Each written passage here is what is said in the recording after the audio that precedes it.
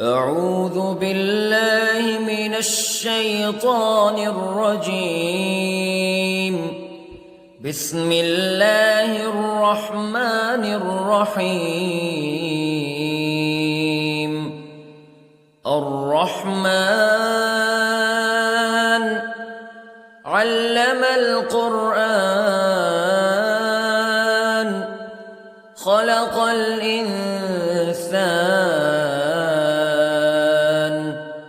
علمه البيان. الشمس والقمر بحسبان والنجم والشجر يسجدان والسماء رفعها ووضع الميزان ألا تطغوا في الميزان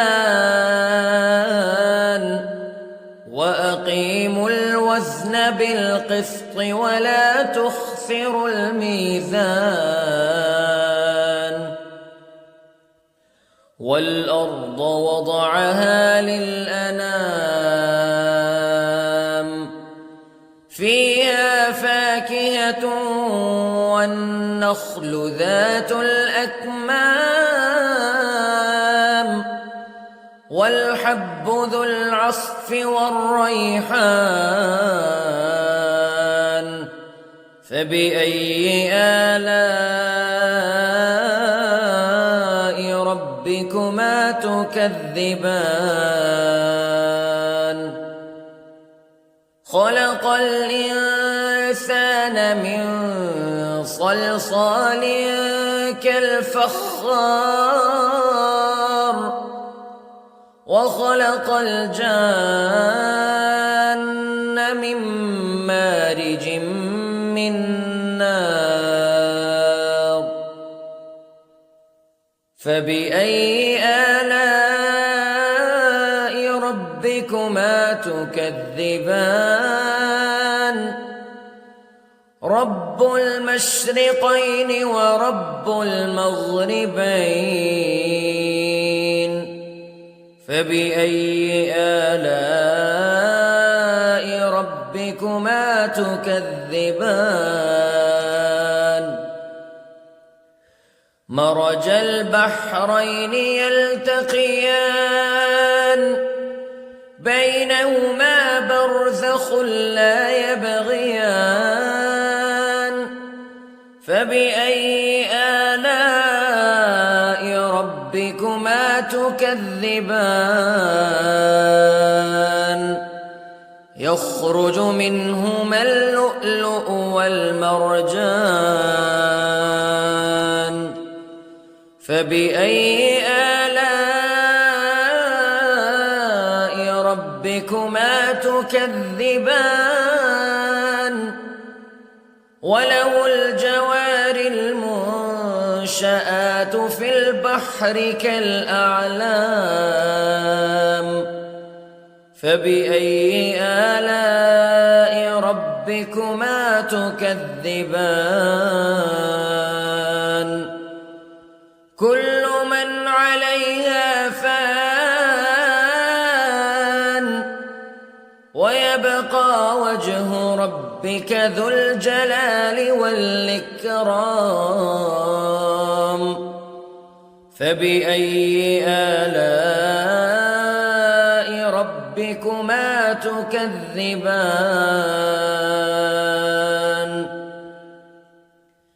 يسأله من في السماوات والأرض كل يوم هو في شأن فبأي آلاء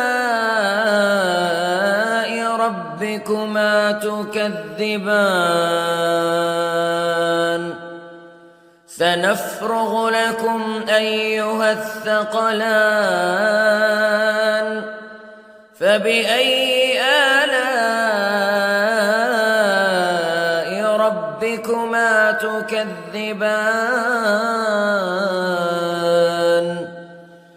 يا معشر الجن والإنس استطعتم أن تنفذوا من أقطار السماوات والأرض فانفذوا لا تنفذون إلا بسلطان فبأي آلاء ربكما تكذبان يرسل عليكما شواظ من نار ونحاس فلا تنتصران فبأي آلاء ربكما تكذبان فإذا انشقت السماء فكانت وردة كالدهان فبأي آلاء ربكما تكذبان فيومئذ لا يسأل عن ذنبه إنس ولا جان فبأي آلاء ربكما تكذبان يعرف المجرمون بسيماهم فيؤخذ بالنواصي والأقدام فبأي آلاء ربكما تكذبان هذه جهنم التي يكذب بها المجرمون يطوفون بينها وبين حميم آن فبأي آلاء ربكما تكذبان ولمن خاف مقام ربه جنتان فبأي آلاء ربكما تكذبان ذواتا أفنان فبأي آلاء ربكما تكذبان فيهما عينان تجريان فبأي آلاء ربكما تكذبان فيهما من كل فاكهة زوجان فبأي آلاء ربكما تكذبان متكئين على فرش بطائنها من استبرق وجنى الجنتين دان فبأي آلاء ربكما تكذبان فيهن قاصرات الطرف لم يطمثهن إنس قبلهم ولا جان فبأي آلاء ربكما تكذبان كأنهن الياقوت والمرجان فبأي آلاء ربكما تكذبان هل جزاء الإحسان إلا الإحسان فبأي آلاء ربكما تكذبان ومن دونهما جنتان فبأي آلاء ربكما تكذبان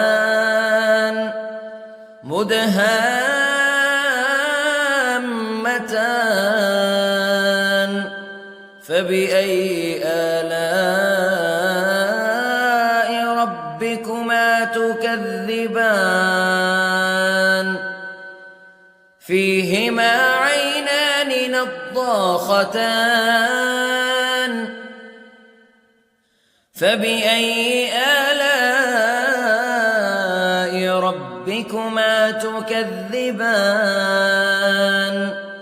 فيهما فاكهة ونخل ورمان فبأي آلاء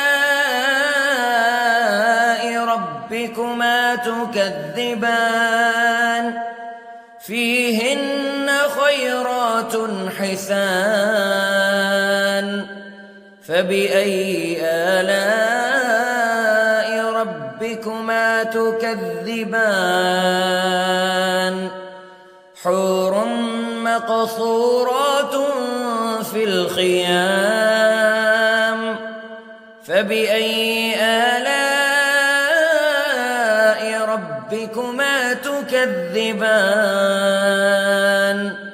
لم يطمثهن إنس قبلهم ولا جان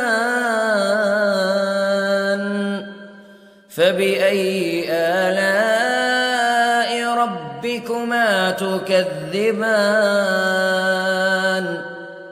متكئين على رفرف خضر وعبقري حسان فبأي آلاء ربكما تكذبان تبارك اسم ربك ذي الجلال والإكرام